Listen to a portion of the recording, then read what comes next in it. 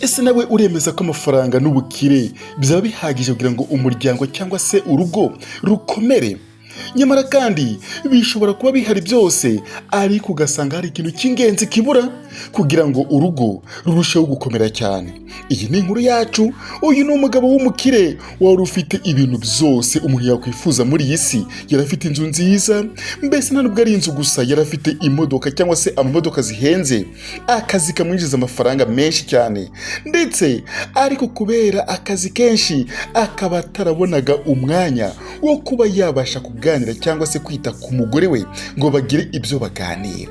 Umugore rero yari umugore mwiza cyane, kwa kundi nyine ubona umuntu rwose ukavuga ati uriya muntu ateye neza kandi yita ku rugo rwabo neza, ndetse ku buryo buri muntu wese wagaragara muri urwo rugo yumvaga yakwifuza ko uriya mugore yamubera, cyane cyane umugore we, cyangwa se abana bakaba bakwifuza ko uriya mugore yababera nyina.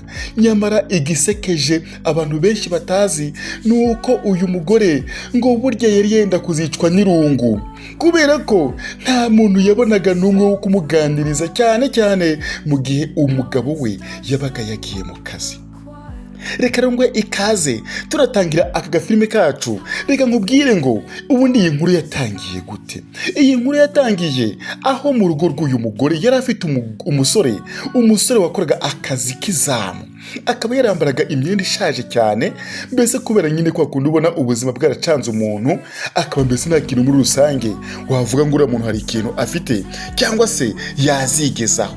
Nyamara umunsi umwe uyu mugore yaje, cyangwa se uyu mugore yagiye hanze mu gikari atangira kuganira na zamu, ndetse mu gihe atajyaga anamuganiriza, mbese atangira kuvuga n'ibintu bisanzwe, guseka, mbese inkuru rwose z'ubuzima. Uko iminsi rero yatangiye kugenda ishira, ni nako burya reka nkubwire ngo iyo abantu batangiye kuganira kenshi, ubushuti bugenda butangira kuza, ugasanga rimwe na rimwe ibyo bita amarangamutima ya buri wese atangiye kujya azamuka. Umugabo rero w'umukire yakomezaga kuba mu kazi ke igihe cyose, ndetse hari n'iminsi yatahaga nijoro cyangwa se rimwe rimwe ntanatahe, akamara iminsi myinshi yaragiye mu kazi, mu ngendo z'akazi. Hanyuma umugore we yatangiye kumara igihe kinini cyane noneho avugana na zamu, mbese batangira kwisanzura. Buhoro buhoro rero amarangamutima yatangiye kubyuka hagati yabo. Ikintu cyari cyatangiye nk'ubushuti busanzwe, mbese kwa kundi umuntu ashobora kuvugisha nk'umukozi we ati rwose akamubwira, n'undi akamubwira utubazo twe, amugira inama y'uko akazi kagomba kugenda neza. Igitangaje ni uko ibyo bintu byaje kuvamo urukundo rw'ibanga.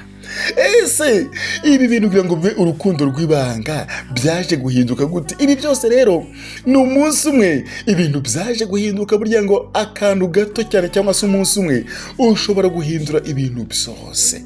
Uyu mugabo w'umukire yagarutse mu rugo atunguranye cyane. Nta muntu n'umwe wari uzi ko uyu mugabo aza kugira uwo munsi cyangwa se kugaruka.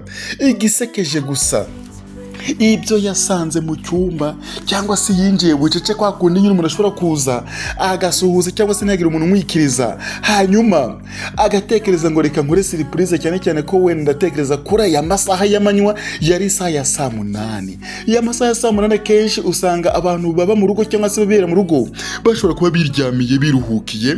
Niko uyu mugabo nawe yinjiye bucece ajya mu cyumba cy'uburiri. Ageze ku muryango w'icyumba no gukingura buhoro buhoro, ibyo yabonye byahise bihindura ubuzima bwe bwose, ndetse ibyo yatekerezaga ku mugore we, yaba uriya muzamu cyangwa se uyu mugore, ibintu byose byahise bihinduka. Ku buriri yarabiboneye umugore we ari kumwe na zamu, umutima we wahise ucika intege.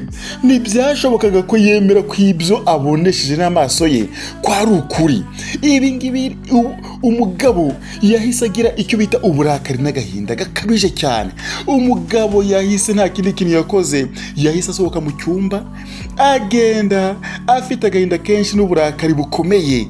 Yumvise umutima we mbese umutima kwa kundi uba wumva wenda guturika. Uyu mugabo nkubwire ko nta n'ijambo na rimwe yashoboye kuba yavuga. Ese byagenze bite? Umugabo nuko yasohotse ndetse mu rugo ajya muri salo yicara wenyine atangira gutekereza kwa kuntu ugiye kubona ukabona umuntu w'umugabo amarira atembye mu maso. Uyu mugabo yaricaye biramurenga atekereje ibyamubayeho, atekereza n'ibyo aba yibereyemo kenshi n'ukuntu umugore we n'imyaka bamaranye n'urukundo amukunda, ndetse noneho akaba abasanze mu cyumba cye. Ubwoba n'isoni abariya nabo byarabarenze. Icyemezo gikomeye umugore rero w'umukire yahise atangira kugira cyane, yumvaga yakoze ikosa rikomeye. Yatangiye gutekereza ko ubuzima bwe burangiriye aho ngaho, yagumye mu cyumba wenyine, ndetse kubera ko zamu yaramaze gusohoka aca no kuri bosi muri saro aramwihorera nawe ntiyamuvugisha.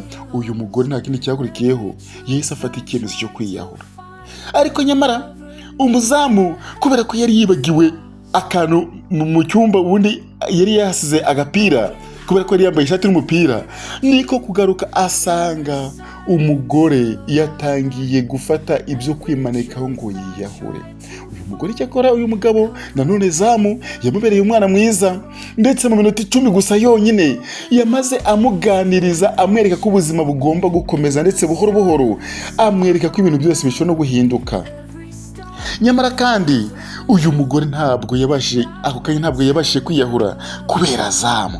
Gusa nanone ibi ngibi byabaye inkuru ikomeye cyane, cyangwa se byabaye isomo rikomeye cyane. Burya nanone biraruta ko umuntu aramutse agusanze makira gikorwa nibura yagira icyo akubwira. Ariko ibaze kugira ngo umugabo amutungure kuriya, ndetse yere kuvuga n'ijambo na rimwe, nta n'ijambo na rimwe yigeze amubwira.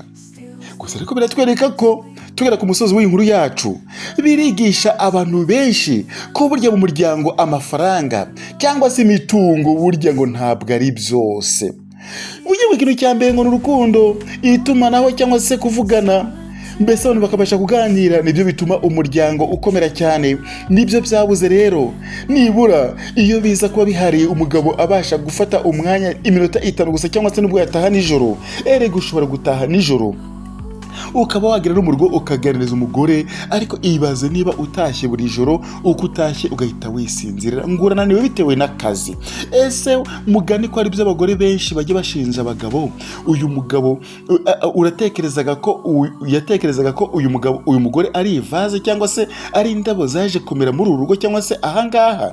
Ibi byose rero bikaba bitwereka n'ubundi ko mu buzima busanzwe bishobora kubaho. Nankugira inama, wowe umugabo wubatse, wowe umuntu ufite urugo, gerageza kujya uvuga n'uwo mwubakanye. Ibi kandi ngo nta nubwo ari abagabo gusa babikora, ndetse n'abagore barabikora cyane. Ugasanga umugore nawe ahugiye mu kazi ke, mu gihe wenda umugabo afite akazi gatuma atakara cyangwa se aboneka, umugore nawe bikaba byagenda kuriya akaba ataha amajoro cyangwa se atabona umwanya cyane cyane uhagije wo kuba yakwita ku mugabo we.